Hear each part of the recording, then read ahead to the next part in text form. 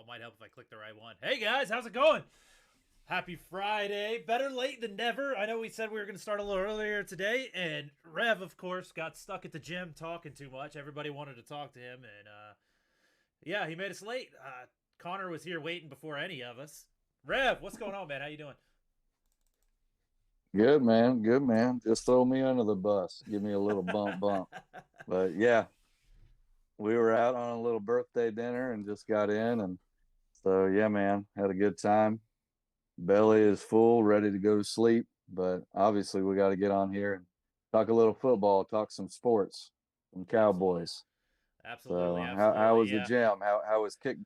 How was kickboxing tonight? It was good, man. I worked with a new guy, so took it easy. Just played defense for the most part. But and before I realized it was 8:15, and I'm like, oh, I gotta go, bye. And everybody wants to talk, and yeah, and I'm home at 8:40. We talked about starting at 8:45, so I'm late. But we got Connor here. Let me pop Connor's Twitter in the chat here. I will say this: we hoped to go live on YouTube tonight. Apparently, you have to enable live streaming 24 hours before your first one, and I didn't do that. So we are live on Twitch, not on YouTube. Uh, we'll put it on YouTube afterwards for people to figure out. But I did tweet out the right link, so we are good to go there. Figuring out Yeah. stuff one at a time, right, Rep? Yes, sir. Yes, sir. What's going on, Connor? How's your day going, brother? It's going good. I lost money in the casino earlier. Me and my Yeah. wife were in New Orleans at a wedding. So, enjoying a little bit of break from the everyday life, and gonna try not to lose any more money this weekend at the casino. So Impossible. So Connor, you're a big draft guy, Yeah, right? yeah. We have been arguing on this show relentlessly for I don't even know, maybe even before the season ended, about taking a running back in the first round at pick 26. You're a Cowboys fan as well. Weigh in on this because Rev and I we're on opposite sides of this fight. So what do you think about taking a Bijan Robinson at 26? And we got Gio saying Eagles Super Bowl 2024. That gets you banned around here, Gio. Anyway, Bijan pick 26. What do you think? normally I'd be on the absolutely not, no chance in hell type of conversation, but I think this year, with the moves they've kind of made, I don't think it for me. It's not going to be the best case scenario, but I wouldn't say it's the worst case scenario. So I think you can envision a situation where Bijan Robinson makes the most sense at the 26th overall pick, and that would probably involve you not finding a trade back partner. It would involve you having some of those wide receivers and maybe one of those defensive tackles and some of those offensive linemen go before you. So it's not likely, I don't think, but I think that in previous years, I'd say there's no chance that I would do it. But I think this year there is an opportunity because of how special Bijan Robinson is and the fact that some of these positions that are of need and of value for Dallas might go before they're on the clock. So I think you can draw up a situation where Bijan Robinson could make some sense for you, the 26th overall pick. And that's crazy for me to say because normally I'm very far away from that end of the spectrum. So Any I any asked this chance, last Connor, week. that Go ahead. that any chance, Connor, that and this is kind of what I've been seeing because Bijan, it's either Bijan Robinson or pretty much nobody else. But any chance he actually makes it to 26? Because following different people, that's talking draft, these analysts and things like that, they're looking at these draft prospects and talking about Bijan being maybe a top three, top five guy on their draft board. So for him to drop all the way down to 26, that's quite a ways. What are your thoughts about that as far as him dropping down that far? Yeah, I mean, I don't think there's any denying that he's one of the most talented players in the class. The position has just been devalued to a point that even people who, didn't think the running back position mattered all that much, I don't even know if we envisioned it getting this far. I mean, we just saw Christian McCaffrey get traded for, a couple different day two picks. You're seeing guys like Miles Sanders and David Montgomery, who are good quality running backs, get peanuts on the free agent market. So I just think you're there's teams obviously picking in front of you that could use a running back, but as soon as you draft a running back in that first round, they're going to be one of the highly paid guys at the position, which I think a Yeah. lot of people don't always think about in the draft world. Is once you draft a running back high, based on where those values are at nowadays, they're going to be, in that top 10 highest paid rankings. And then again, just the position of value. You see guys like Rashad Penny. I know Philadelphia just signed him. When he's healthy and on the field, he's one of the best running backs in the league, and he just got $1.56 million. So it's tough. It's tough to draw it up where you go, hey, we're going to pay this guy a decent contract. We're going to spend a valuable draft pick on him on a position that just you see every year. I mean, as Cowboys fans, we just saw it with the Zeke Elliott. Like he had 2 or 3 good year career, and then it kind of started to fall off that cliff there, and just you're picking guys in the first, second round that you want to be around for 10, 12 years and finish their careers with the teams that draft them. But you do that at the running back position, and it's unlikely to happen, and it involves you paying them, which is something that doesn't normally pan out well for the team doing it. Yeah, I'm always against drafting the running backs in the first round. I make the exception this year because of where we picked. Maybe it's worth it for that 5th year option. I don't know that I want to pay a running back the cost of that 5th year option, even if it's there though. So I'm not on board, and I know that Dallas Cowboys Twitter has been hugely anti-tight end, except for a couple notable people out there. I'm on the tight end bus. Like I like our tight ends. If we didn't get one, would I be okay going into the year with it? Yeah, but I feel like there's some really good ones that we can mix in at 26 there with Mayer and what's his face from Georgia, Washington. I feel like there's some really good ones that might be available. And your Iowa guy, Rev, I know you're a big fan of him. I don't know if he's a 26 or a second round type guy, but I'm on the tight end. I feel like there's a good chance that a wide receiver drops to us there. I know that there's not great options for outside wide receivers at the top of this draft. There's a lot of slot type guys that could be right there for us. We have 2 outside wide receivers, which CD can kind of play both. Gallup is definitely an outside wide receiver. Some of these small guys might actually be good slot wide receivers. So if we don't go running back, Connor, where do you see us going? Obviously D-line is where I've seen most of the picks go, but what if you're the GM, if you're Will McClay, where are you going if not Bijan, if you don't want to run it back in the first? If you're asking me what I think they're going to do, I think that Steve Avila, the left guard, center, right tackle, he's played kind of all over the place for TCU. I think he's going to be a hot commodity for them at 26. If I hate to say if he's there, because I do think he'll be there.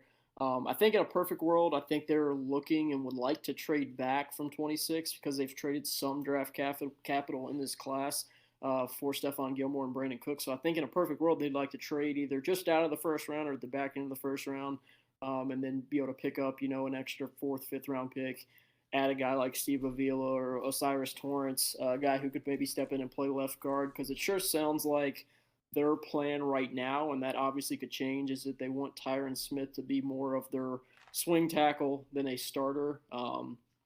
And that might just be to start the year type of thing, let him get his feet wet.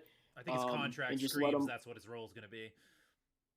Yeah, and again, we could get to camp and we could go, holy crap, our left guard position's so ugly that we're going to slide Tyler Smith back into left guard, put Tyron at left tackle, and Terrence Steele at right tackle.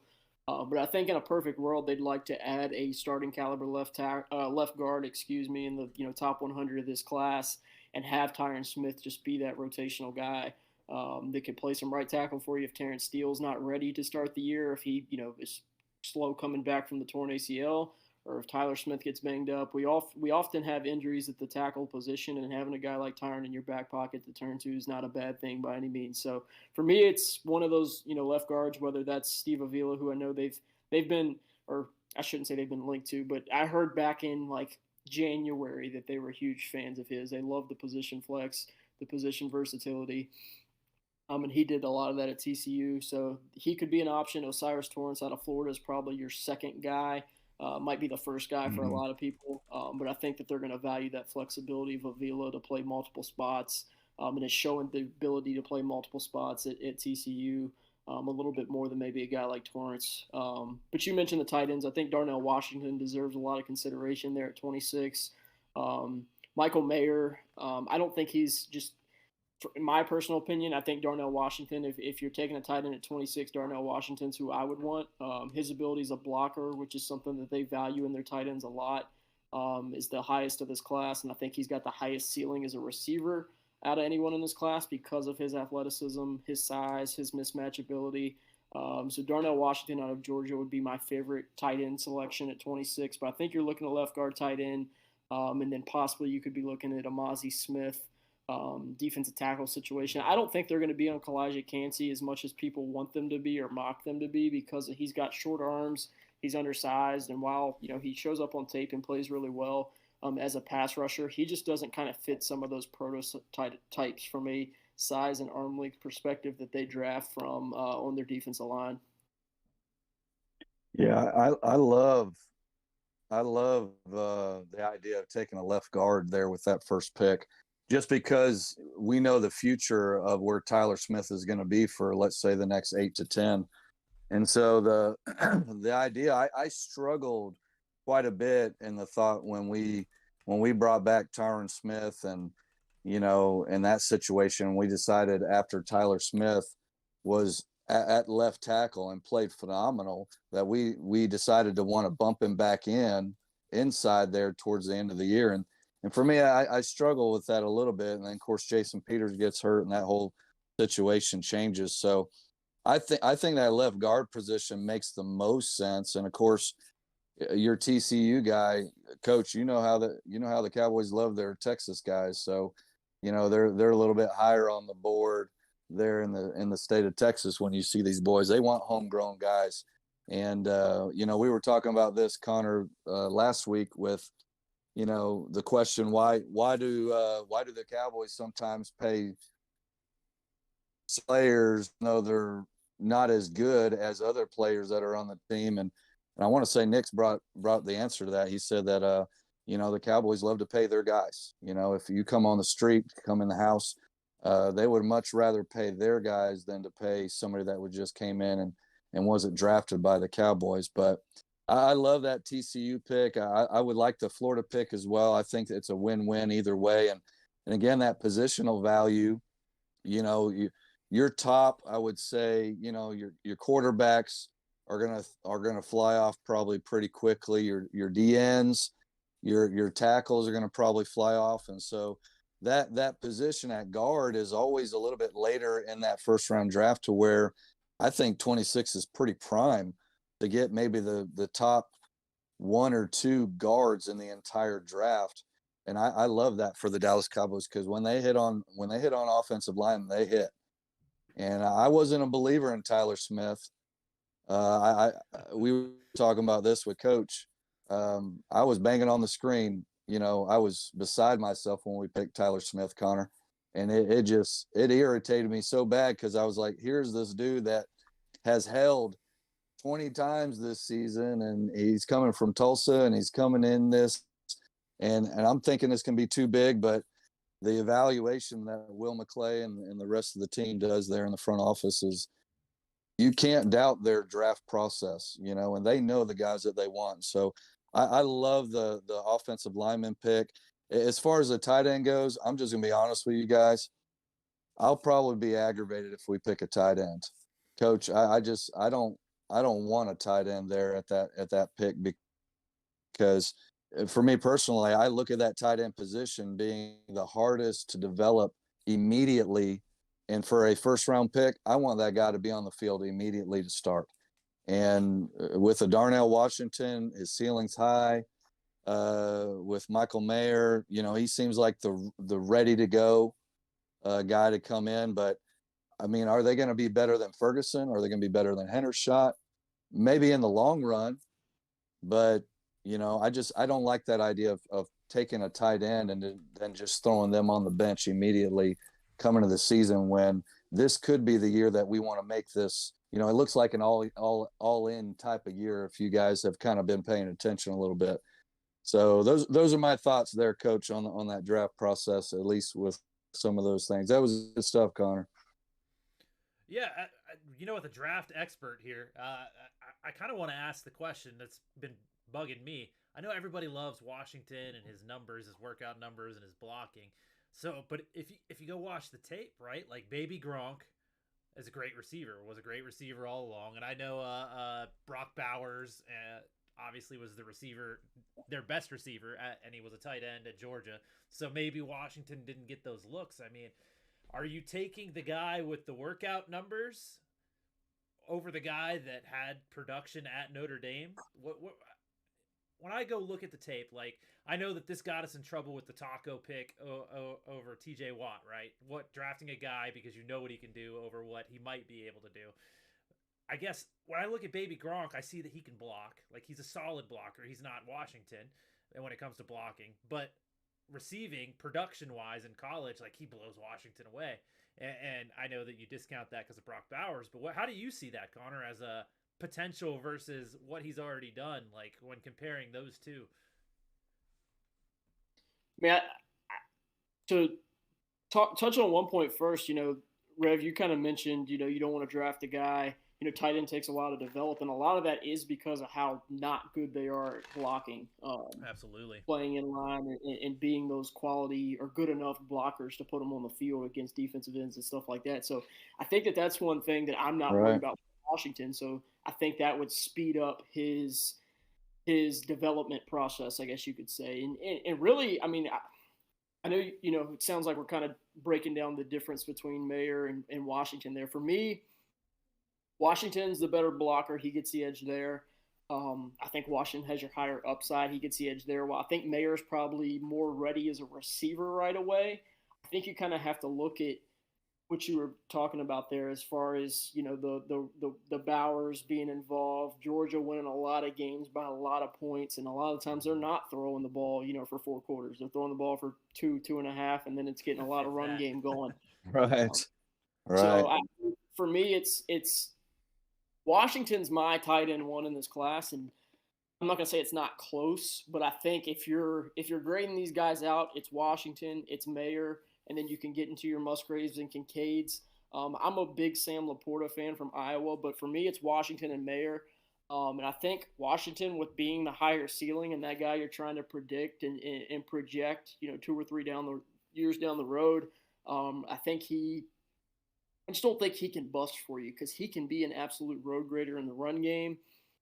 He showed a really dynamic receiving threat at Georgia, even though the numbers won't really tell that story. When you turn on the tape, you just see a guy who plays like he's 6'7", 6'8". You can't put a corner on him because he's twice the size as your corner. You can't put a safety on him because he's still twice the size as your corner. And if they do line up a corner or a safety on him, you're running the football. You're getting in that 12 personnel look that you're probably having 2 tight ends on the field, and you're going to run the football right at those corners and safeties who are lined up right across your monster of a tight end in Washington. And if they put a linebacker on them, that's when you can mismatch them with the receiving threat. You can have that audible at the line of scrimmage when you got a Sam linebacker on them and have them be a dynamic threat in the receiving game. So for me, I just think so much about football nowadays is about creating those mismatches, and Darnell Washington does that probably better than anybody we've seen because of his athletic and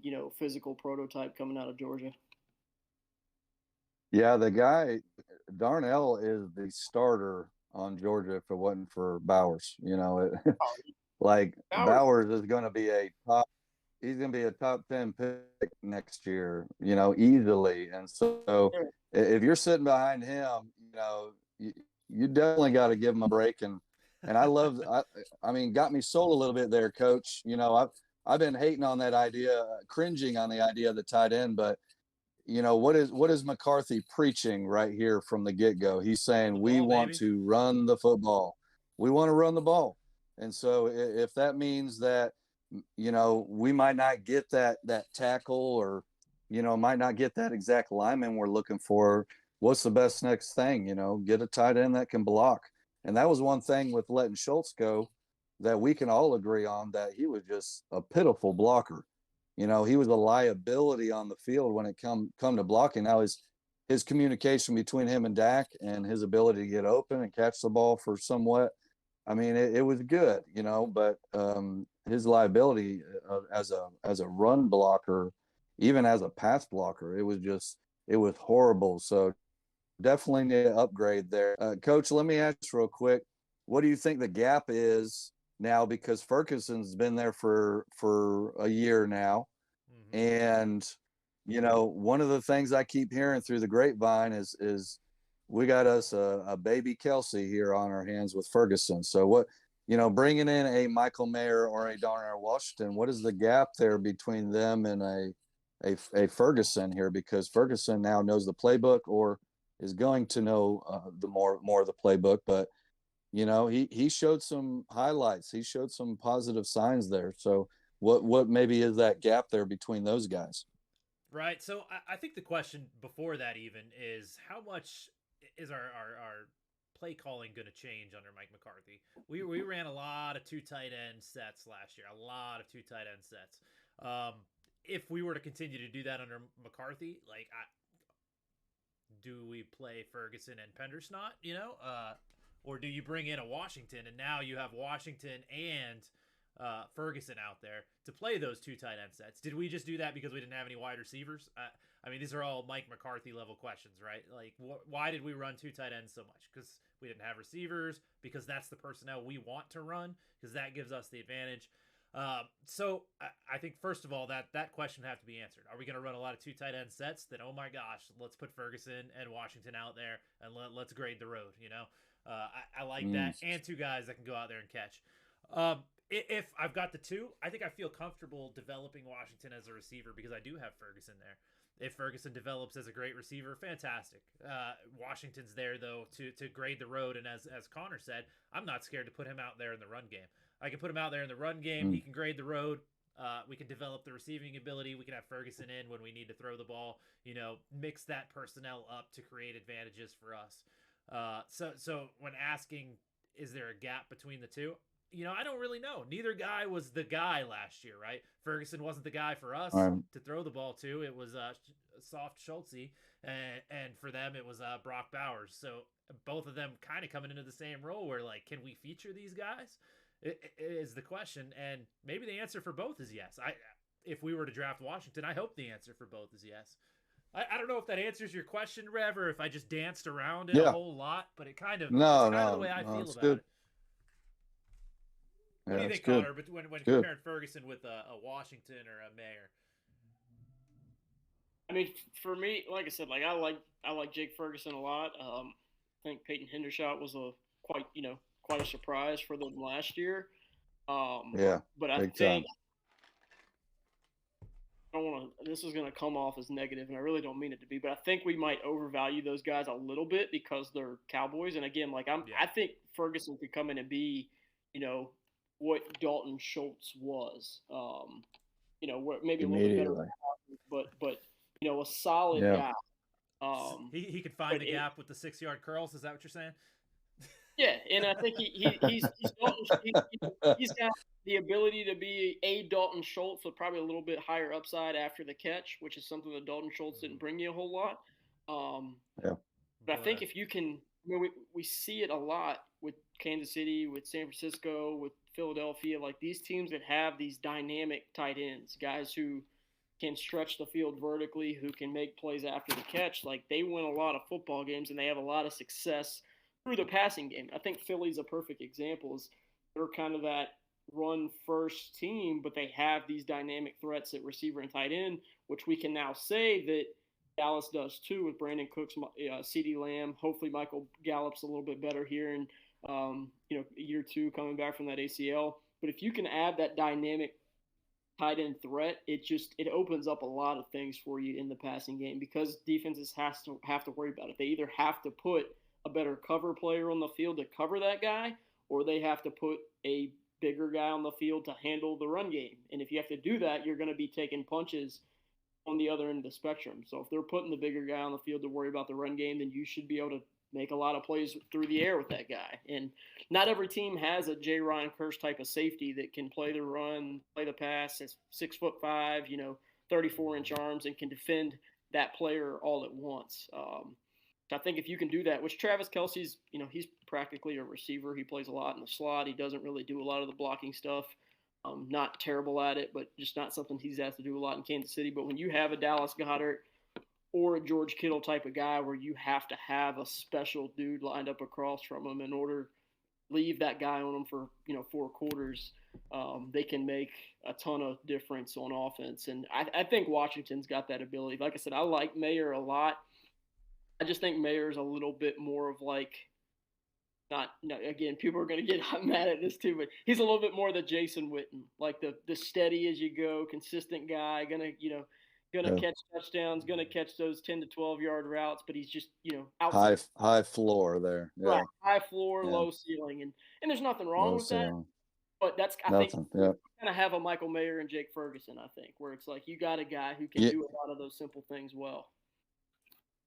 Yeah, and I know we're beating this horse to death here, Coach, but I think you nailed it when you said this new system that McCarthy's going to change up and whatever that is, 20, 30, I don't even know what he's talking about, but he's about to change some stuff up. And so I think this idea, I thought it was hilarious, these 6-yard curls and these very unathletic, we know exactly where you're going to go every time, so I'm going to let my linebacker just sit on this.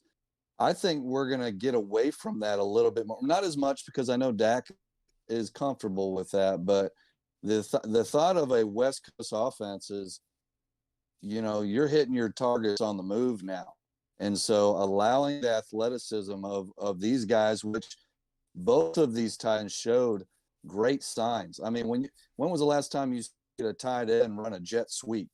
You know what I'm saying? And we got some guys that can do that, at the tight end position. So, I love the idea of just hitting your targets on the move. I think that's going to make us better. And shoot, I might be a little, a different position here, guys, just based off of my own selfishness. But man, if Darnell Washington can come in here and make us that much better in the run game and bring athleticism, I mean, that's exactly what we're looking for, at least on the offensive side of the ball, because we can all agree we need more playmakers on that side. So, yeah, good stuff there. Yeah, speaking of playmakers, something I wanted to talk about, actually I don't have written down here, and we, Rev, you and I actually discussed this via text message, but I want to ask Connor about it. So we make the trade for Cooks. We got some speed. We knew we needed some speed. So OBJ's out there still. You got Hopkins out there and whatever. So the discussion Rev and I had was, what if you can get OBJ for a prove it deal, a 1 year, somewhere around $10 million, right? Do you make that move, Connor?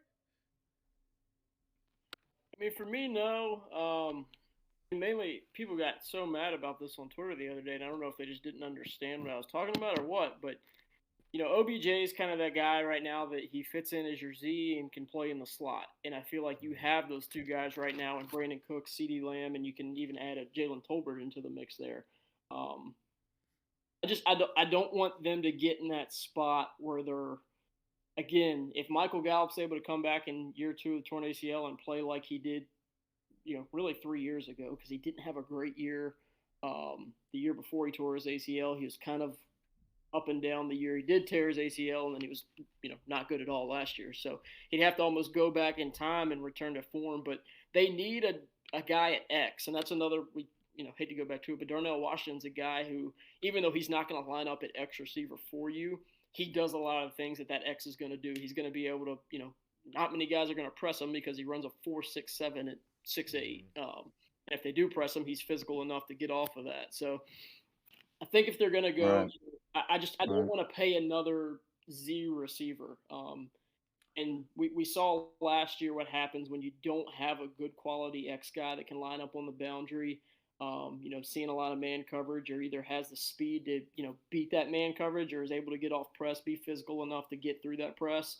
If you have a guy that's not able to do that, your offense kind of gets bogged down because defenses don't have to shade any safety. They can play that corner man coverage against that X, and they can flood the other side of the field, or flood the running game, or flood the middle of the field, which is what we saw them do a lot against Dallas to take out the Schultz. So then are you looking at a Hopkins deal?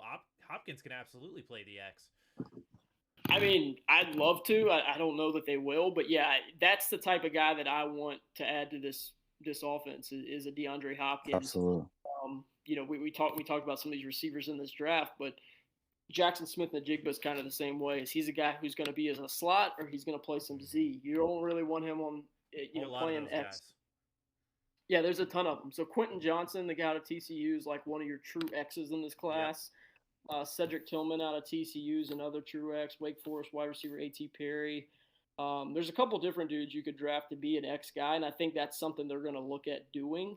But to answer your question, as much as I would have liked to see OBJ, I think when you made that trade for Brandon Cooks, a guy who's going to play snaps at Z, he's going to play snaps in the slot. You really can't add another one of those guys because then you're kind of flooding your wide receiver depth chart with a lot of guys who do the same thing, which I think even at times with Amari, Amari's that same guy. Played Z and played slot. CeeDee Lamb played, Z and played slot. Yeah. So you just don't want to flood the roster with too many guys who do the same type of things. So let me ask you this just to add on to that, because this is great because I don't think this eliminates us from the possibility of drafting. Just because Brandon Cooks come in doesn't mean that eliminates us from drafting a receiver in the first 3 rounds or whatever. But first question, are you willing to pass up on this Jigba kid, that's coming out of Ohio State? I mean, when I'm watching him, he didn't run the 40 for a reason on the combine, but man, his 3-cone was fantastic. And I'm looking at this kid and I'm saying, man, he's an elite slot receiver. And I know we have 2 receivers now, and even with CeeDee Lamb, but CeeDee Lamb can play basically anywhere. But he's CeeDee Lamb is put him up against anybody when you're motioning him and putting him in the slot. But do you pass up a kid like this? And let me add something on back of that. You can answer this, Connor. Is what receivers in the draft now are you trying to put out there at that X? Who are some prospects that you're looking at that the Cowboys maybe were saying, yeah, here's our X guy? I wouldn't pass up Jackson Smith and Jigba, and mainly that's because Brandon Cooks, while his deal's friendlier to be here next year, he could just be here for 1 year. So you obviously don't want to pass up a really good player because of what you got right now, because you're drafting that guy to be here. Like we said, we draft guys in the first round to be here 7, 8, 9, 10 years. So if Jackson Smith and Jigba falls to me at 26, I'd be all over that. I have him graded a lot higher than Jordan Addison and some of these other guys. I think it takes you Me too. Hours, type of guys like that who will also play outside. I mean, Zay's a guy who can play that Z just fine. He did it at Boston College a ton. But I think that's a guy where you'll probably have a better player on your board. You really don't have that as a position of need as much as it once was. So for me, I look at that and I go, hey, let's if we're gonna draft a guy that's kind of that slot Z guy, he needs to be a CeeDee Lamb caliber of player, a guy who falls to us and we just go, we can't pass this guy up. Can't pass him up, yeah. Yeah. So looking at like I know you asked about your X style of receivers. Quentin Johnson, I mean, he's the biggest name. Quentin Johnson out of TCU. I've heard he's fallen. I don't follow the draft nearly as close as a lot of the draft experts like yourself do, but the rumors are that he's they always say he's falling, like that wasn't always where he was going to go, but they're saying he's going to go later than originally thought, right?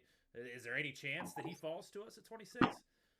I think so. I mean, I think Jackson Smith was kind of risen so high that it's pushed some of these other guys down. Jordan Addison, who's a slot Z type, Quentin Johnson, who's he came in, he measured in a little bit smaller than I think people thought. He was listed at 6'4", like 215, I want to say, on TCU's roster. He came in at like 6'2" and a half, 198 pounds. So, came in a little bit smaller than I think some people expected. And that when you're looking for a guy to be a true X, you kind of either need them to be big, strong, and physical, or you need them to be a dynamic route runner or a guy who can run past guys, and he's got plenty of speed. So his issues that I had with him prior to the combine didn't change at all, just because he was an inch and a half shorter than we thought he was going to be.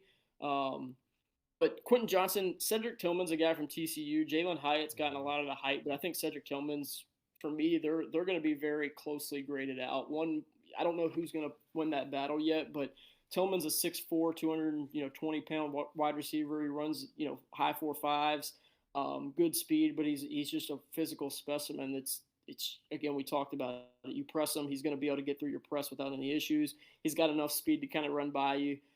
He had an ankle injury last year and didn't really produce like he did the year before, but I think Tillman is going to be a really good pro. Xavier Hutchinson out of Iowa State, that's another X-style guy, big, long, physical dude who ran pretty well. Michael Wilson out of Stanford, then A.T. Perry out of Wake Forest are a couple names that are like your true X receivers. And I might be missing a few, but those are kind of the guys that stand out to me that, like, I don't really see them playing anywhere else. What about your guy from North Carolina, Downs? He's 5'10", I think he measured in 5'9", so he's probably going to be I'm not going to say he's a slot only guy, but he kind of fits that Zay Flowers mold where you really want to line him up in the slot and have guys press him, out of bounds. Just smaller frame guy, more shifty and quick than he is, I think than he is fast and physical. So I think he kind of fits that slot, Z role. A lot, like we kind of mentioned, there's a lot of guys this year who are kind of projected as those slot receiver guys who can probably play some Z, but you really don't want them out there on an island against man coverage against your, Jalen Ramsey type like that. Man, I love having draft nerds on here, man. They're like my favorite. They just spit out names like that you're just printing them out, man. It's like boom, boom, boom, name. I love it, man. I love it. So let me hit you with another one on the draft then, since we're going that way. Let's talk about some true nose tackles, some one techs, some guys that could play the zero if they have to, right? Hit me with some of those names. Are any of them worth taking at 26? If not, like where do you see some of these guys going, right? The Cowboys, it seems like we have just to set this up for anybody watching, the Cowboys, we seem like we have three techs all over the place. Like we have tons and tons of three techs. It's the reason we signed Hankins last year so that we could have a true nose tackle. So we have three techs all over the board. We really need a big guy to stuff the run, and I really like A'Shawn Robinson, Roll Tide, but it would be cool if we signed him. I haven't seen any news on him, so I haven't seen if he signed somewhere else in the meantime. But guys like that, Connor, like, give me some of those names from the draft, guys I should be looking for. Yeah, I mean, for me, the nose tackle class is decent this year. Mozzie Smith kind of headlines that class. And again, if we want to get crazy, you could really say that Jalen Carter could play that position. I don't think he will, but and obviously he's not going to be a candidate to fall to you. But Mozzie Smith out of Michigan is the closest thing I think we'll see to like a Vita Vea type guy who came in big. He's not as tall as Vita Vea, but he's 6'3", 326. He's one of the freakier athletes in this class. Has some insane arm length, just an explosive player. He changed directions very well for a 320-plus guy. And he plays with power. He plays with quickness. He can rush the passer. He plays the run. He's another guy we talked about with Darnell Washington. The production really doesn't show up in college. But, you turn on his tape and you go, man, this guy was so close to having 8 sacks, and he only ended with 2.5 or 3, whatever it was, So you think, you put him on a defensive line with a guy like Micah Parsons, DeMarcus Lawrence, Osa Odighizuwa, he'll get a lot more opportunities to win one-on-one matchups. Gervon Dexter is another guy that I'm higher on than most. He also fits the bill as, a guy who if you're looking for stats or you're looking for consistent production from a guy, it's not going to be him, but he's 6'6", 310 pounds. He's got 32 and a half. He's got kind of a lankier build though than other nose tackle types. I remember him playing against him at Florida, and like I saw his weight when they were talking about combine stuff, and I'm like, man, that guy really weighs that much? I guess because him being so tall, I'm trying to find a picture of him as I'm talking about it to see if like I'm completely off remembering him. No. I mean, for being 6'6", he's slimmer, right? You don't see a lot of defensive tackles, that tall, and I think that might have a little bit of something to do with it.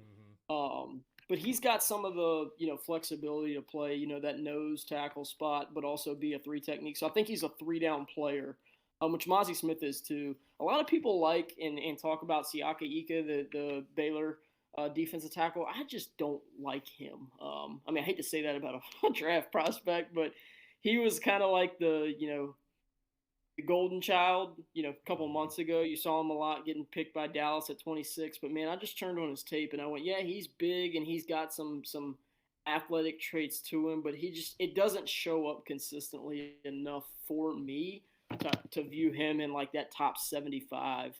The last name I'll mention, and he's another guy who kind of like Dexter can kind of play multiple spots, is Keanu Benton out of Wisconsin.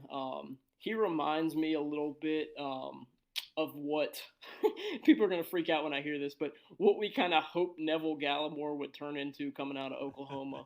a guy who showed pass rush in college, who showed pass rush at the Senior Bowl. He did, but I think Keanu Benton's a much better player coming in. He's not as much of a project, as we'll say. But he has some 3-down ability, pass rush, run defender. And then you get into day 3, you get into guys like Jared Clark out of Coastal Carolina, Jacqueline Roy out of LSU. He's got a more 3 technique body, but I think that he's going to bulk up a little bit and play some of that nose tackle. But those are a couple guys, like I said, that are 1 technique type of guys who I like. Like I said, it's a decent nose tackle class. Nothing that really stands out to you, but there's a couple guys that I think you could get in that 3rd, 4th, 5th round range that could come in and start for you if something falls through with Carlos Watkins, Jonathan Hankins. Yeah, I've seen Smith mocked to us in the 1st round in a few mock drafts that I've looked at out there. When I mentioned earlier that you see some random D linemen in a lot of these mock drafts coming to us. He's one of the random D linemen that you see mocked to us in a few of these that, other than DN, you see a lot of pass rushers for some reason.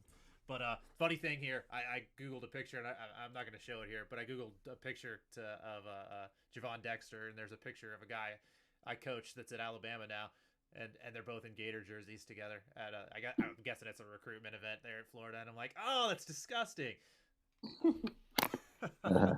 So if you look up a picture of Javon Dexter, I know we're all Cowboys fans here. Texas has got a decent nose tackle too, Keandre Coburn. He's a fun nose tackle prospect that you could probably grab, day 3. I like him quite a bit too. Oh yeah. Now let me maybe switch gears a little bit. Cowboys had a offensive lineman that I think they are transitioning to the defensive lineman. I can't remember his name. He's got a different name. Alarcon. Yeah, I don't know how to say it. It's this guy Alarcon. Yeah.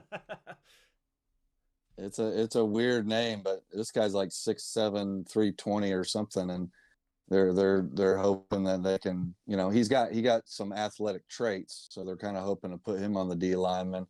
Is there any free agent, D tackles? I know Jonathan Hankins is out there. That seems like everybody wants him to come back for the most part. But is there any other D tackles out there, Connor, that maybe you would say be a good bridge player, or to be able to get that 1 or 2 year deal in that would be helpful for us this year? Yeah, Carlos Watkins. He played really well down the stretch, I thought. I know that's not flashy or sexy by any means, but I think he made some big strides down the stretch. I think at times, Jonathan Hankins was injured down the stretch, and I think Carlos Watkins was probably I thought Osa had a really good year, but I thought he was one of your best defensive tackles. I would absolutely bring him back on another 1 year deal, or if you want to do a 2 year deal, whatever that is.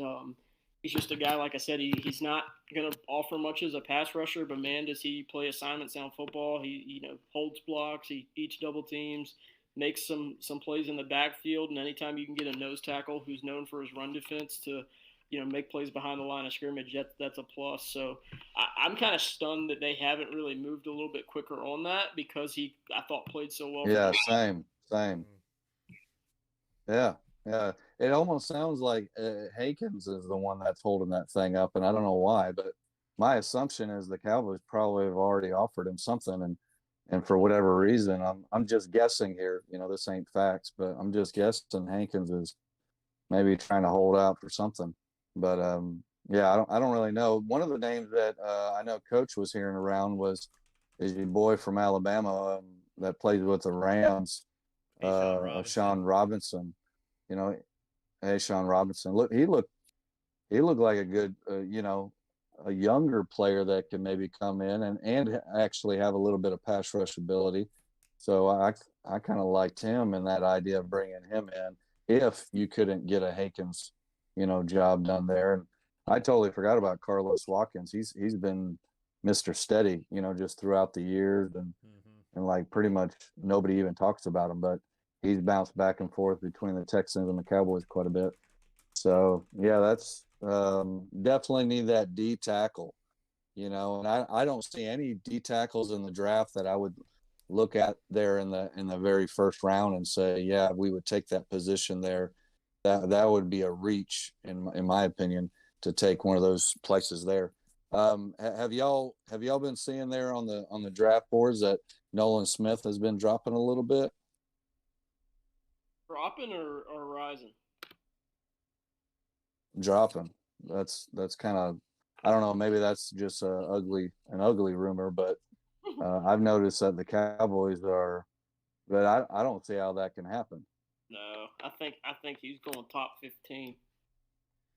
See, I don't like the Cowboys drafting a pass rusher. Like I feel like we're deep there, and with Sam Williams coming back, Micah Parsons. I mean, I know Tank's probably nearing the end, but his contract dictates that he's going to be here for a couple more years. Just re-signed Dante Fowler. We got Dorrance Armstrong still there. Like I feel like that if we draft a first round pick, and this is what you always say, Rev, like he's just not going to play if we draft one. Do you pass up on him though if he drops that far? I said all that. Now I'm going to say that no, it's going to be tough to pass on him if he falls all the way to 26. Like you might take him. Yeah. But I've been seeing, like I said earlier, with the random D lineman, and I mentioned that Smith, Mozzie Smith or whatever, was one of the ones. But pass rushers have been the other ones, and I don't see. I mean, I know that McClay has done the best player available thing, even when it doesn't make sense to us mere mortals. But I just can't see that pass rusher seeing the field. And if he does, like who's not seeing the field at that point? Like I think Sam Williams has got to see the field a lot more this year. Just by the few reps he had last year and how explosive he was. I don't like picking one of those in the first round just because he's not going to play a whole lot. Connor, Cowboys defensive end pass rusher. What are you seeing it?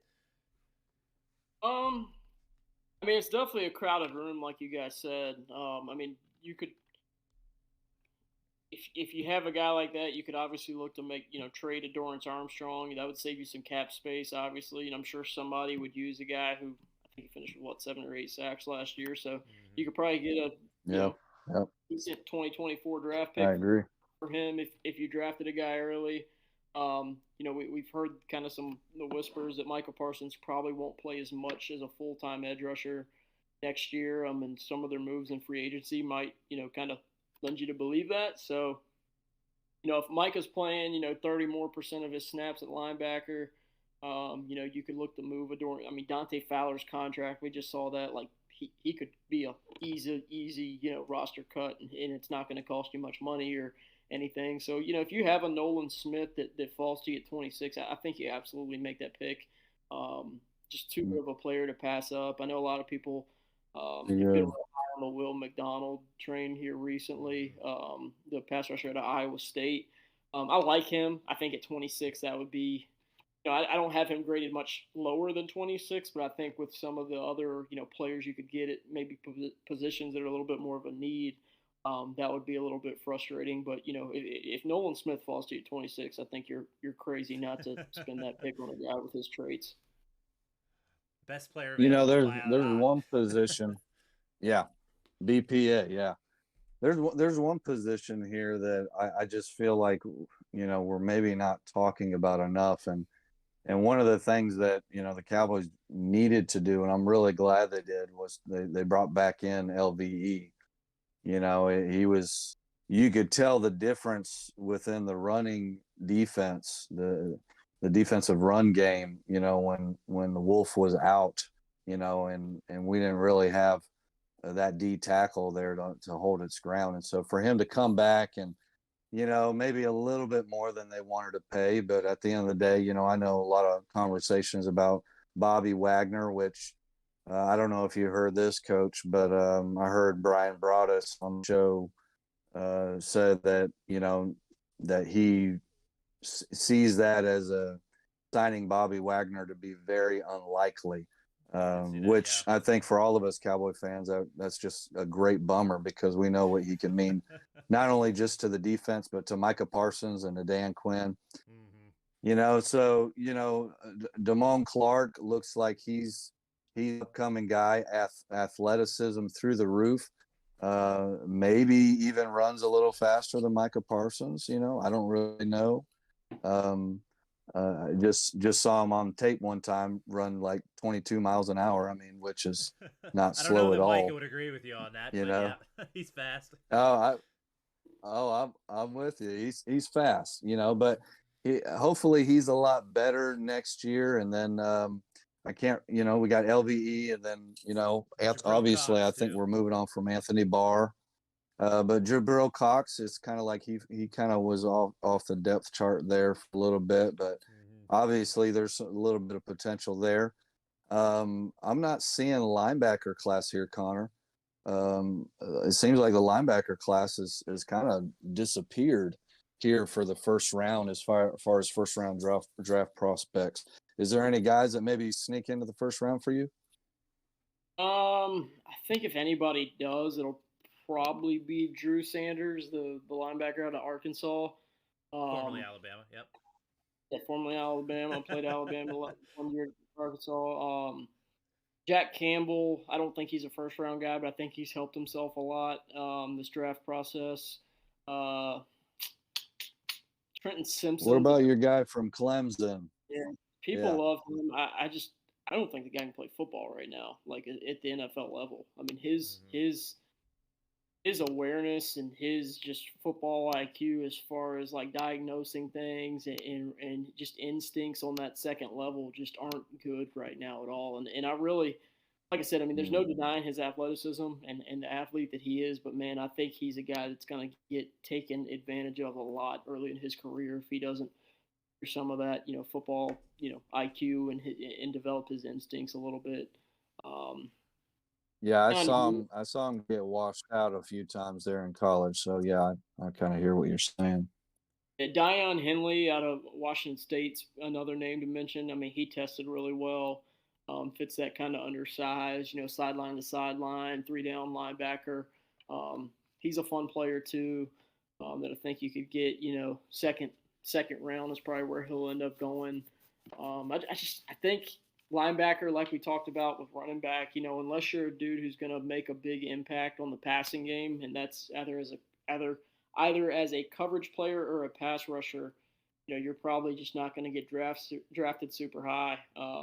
And you're seeing those guys kind of flood out of that first round and into that second or third round. So you can get your Nick Boltons, you can get your Fred Warners, guys like that who are really good linebackers in that second, third round range, and they can come in and be cornerstone players for you. So there's just no one who really excites. Which is, yeah, it's crazy to me, because it's always these amazing, like your traditional linebackers, like they're always being drafted, second, third round or something like that, and they come in the league and man, they're dropping 100 tackles a year, which for me, my value of that, having a linebacker like that is high.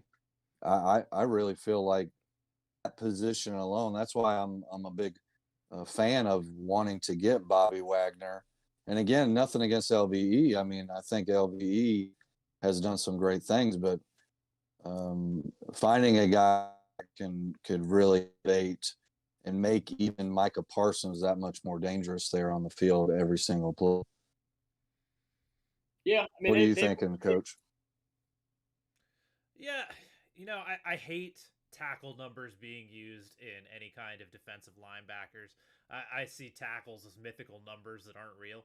Um, they throw out these solo and assists and these combined tackle numbers, and the majority of the time they don't resemble anything that player actually did in real life, right? Or had their impact on the game.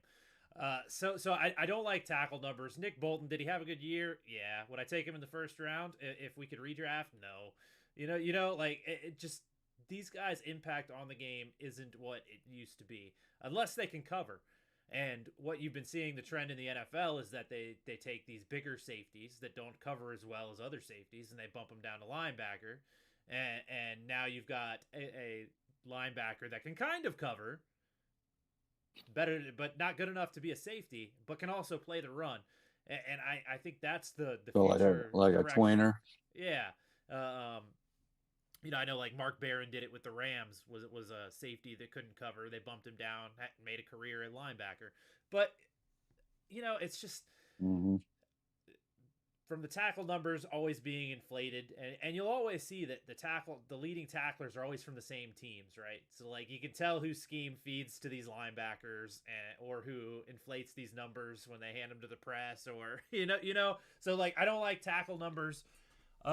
If you want to talk about LVE, and I kind of do, about his impact on the game, he is, I don't know, very good. He's above average in pass coverage for a linebacker. I think that's why you can put him on the field. His weakness, and you guys watch a lot of Cowboys games, I'm sure, as much as I do. His weakness is when offenses run right at him. He has absolutely no feel for running to clear as a linebacker when the runs are coming at him. If they run sideline to sideline, he is absolutely great at stopping the run when they on outside runs. He's athletic. He can get there. He picks the holes well. If they run right at him, he's absolutely terrible. He will find the first blocker and run right into his back and not make a tackle on the inside runs. So you take that for what it's worth with LVE. Would I like a Bobby Wagner in there that can handle these inside runs better and maybe do some of the other things that LVE can? Absolutely. And I'm sounding like a huge LVE hater because I'm saying this, but that's why I preempted it with that he is a very good coverage linebacker, and those don't exist much anymore. So he does what a lot of linebackers can't, but he also can't stop runs up the middle or plays them very poorly. Connor, what'd you say? Has no awareness. He gets washed. And it isn't even that he gets washed, because that implies that he's not strong or the pile pushes him around, right? He just has an inability to find clear on runs up the middle. He just cannot find the hole. So I know that's a lot to digest in one, Connor, but I diagnosed the linebacker position from my point of view. I said what I'd like and dislike about LVE. I mean, where are you at with the linebacker position as a whole? Is that why it's not valued? Is there a reason other than pass coverage that we're seeing this? I just, like I said, I think for them, if you're talking about for Dallas, I think they retained LVE. They drafted Damone Clark last year. Who well, first, what's your opinion on LVE? All right, where do you see him as a linebacker in the NFL? What are his strengths and weaknesses? I mean, I think last year I thought that was the best year that he's had.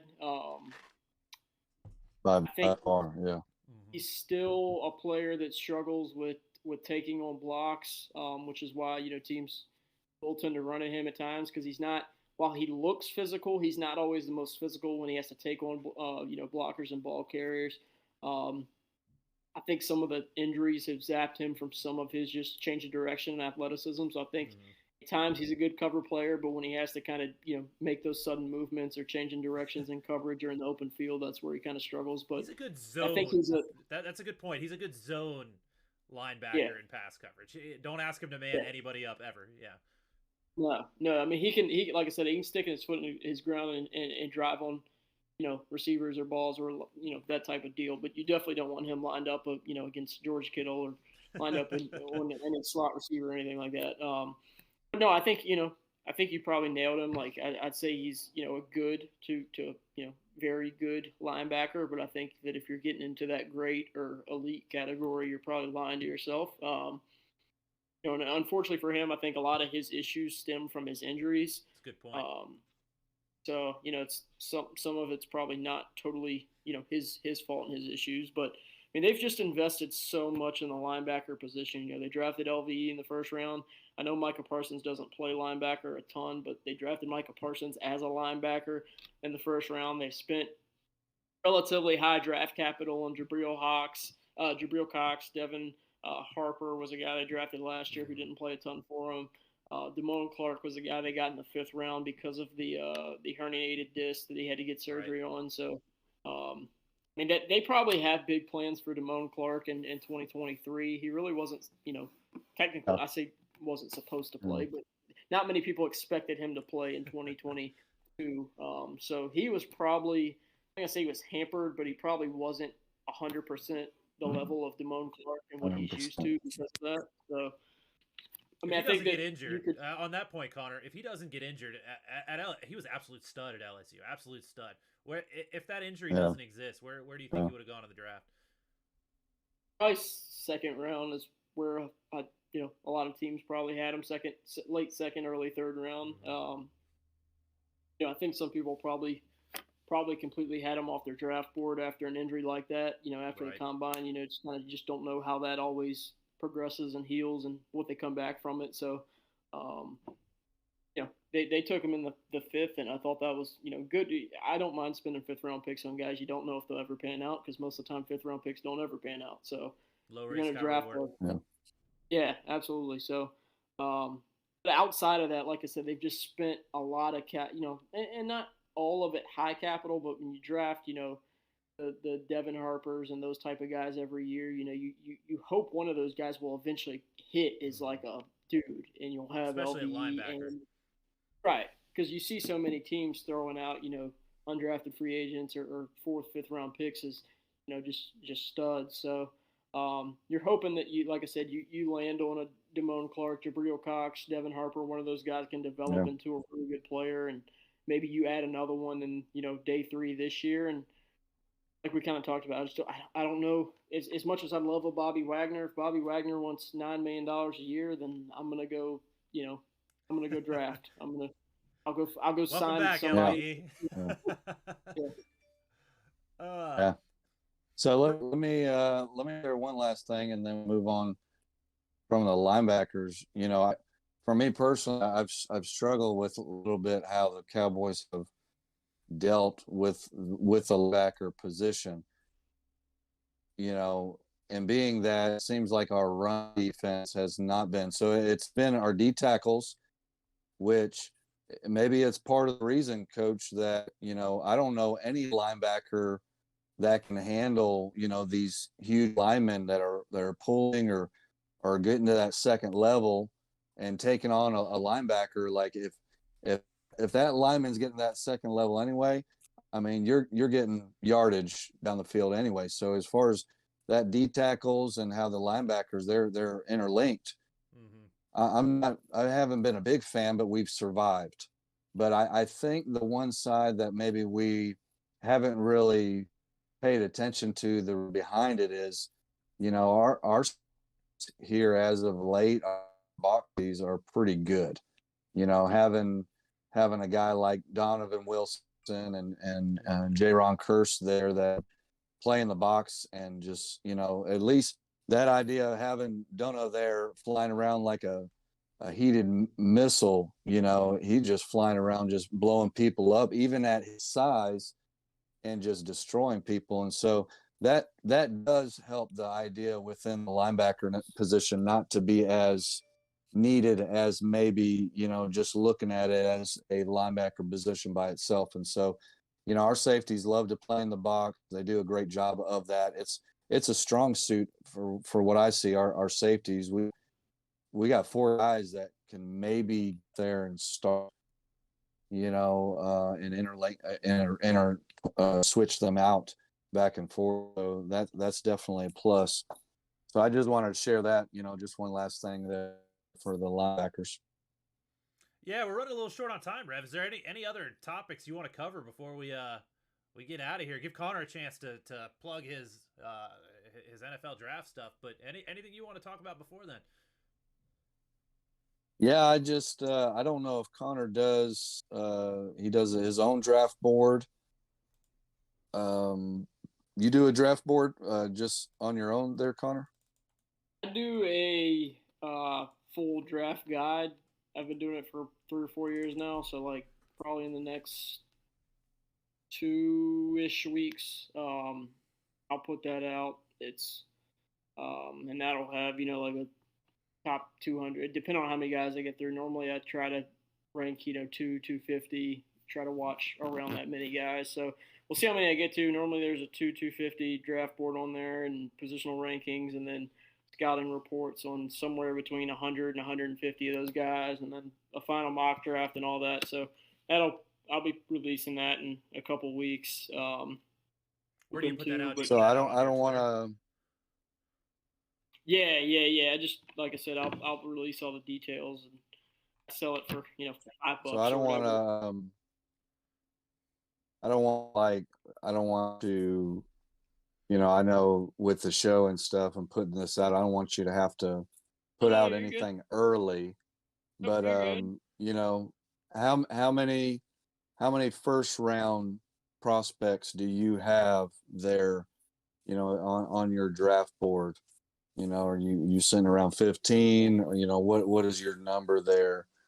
I'm counting them for you, so this is bad. I know this is bad radio, but this is perfect radio. This is who you are. Give me the over on that, Rev. While he's counting it, give me the over. I'm betting the over on 15. You're betting the over? Yeah, give me the over. Yeah, I'm gonna bet under. I'm gonna bet under 15 for first round.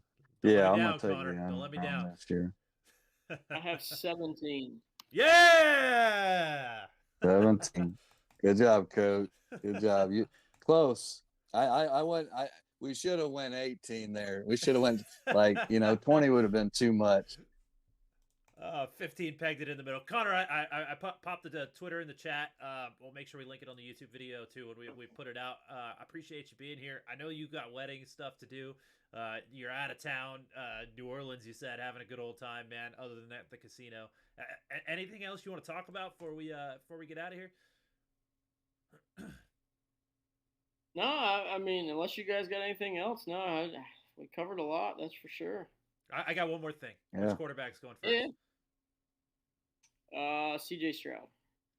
I think I'm with you on that. Even as an Alabama fan, I think I'm with you on the CJ Stroud. Rev, anything else? Yeah. Cable Commander, Nick. He goes, Rev, I feel like in my heart that Anthony Richardson's going to go first overall.